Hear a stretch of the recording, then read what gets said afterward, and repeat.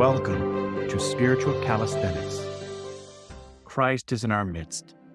On March 14th, we commemorate St. Benedict the Righteous of Nursia, as well as St. Euschemon, the Confessor, Bishop of Lampasakos.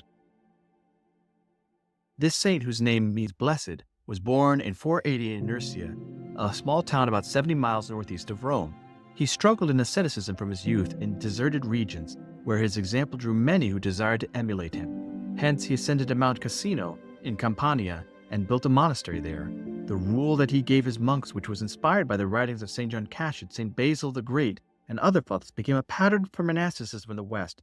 Because of this, he is often called the first teacher of monks in the West. He reposed in 547. So Benedictine monks, this is where they come from. The image of God was faithfully preserved in you, O Father, for you took up the cross and followed Christ.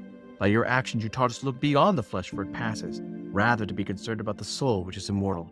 Wherefore, Holy Benedict, your soul rejoices with the angels. Epistle for today on the Saturday of the third Saturday of Lent, from St. Paul's letter to the Hebrews. Brethren, recall the former days when you were enlightened. You endured a hard struggle with suffering, sometimes being publicly exposed to abuse and affliction, and sometimes being partners with those so treated. For you had compassion on the prisoners, and you joyfully accepted the plundering of your property, since you knew that you yourselves had a better possession, and an abiding one. Therefore do not throw away your confidence, which has such a great reward.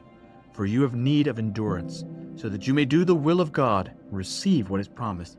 For yet a little while, and the coming one shall come, and shall not tarry, but my righteous ones shall live by faith.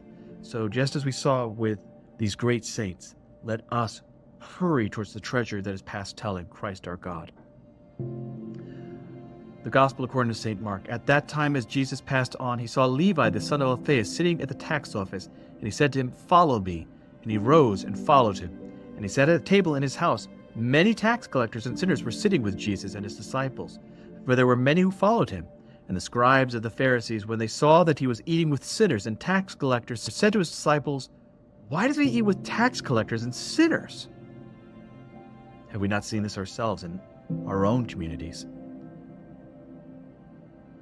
And when Jesus heard it, he said to them, "Those who are well have no need of a physician, but those who are sick. I came not to call the righteous, but sinners." The following line is to repentance. Christ is present that we might be changed, that we might be pricked by his love, so that we can change. That's why he sits at table with us. We are sinners. If you're already righteous, good for you. But most of us are not. We need Christ's help and his love. I hope that you've enjoyed today's Spiritual Calisthenics. Have a blessed and wonderful day.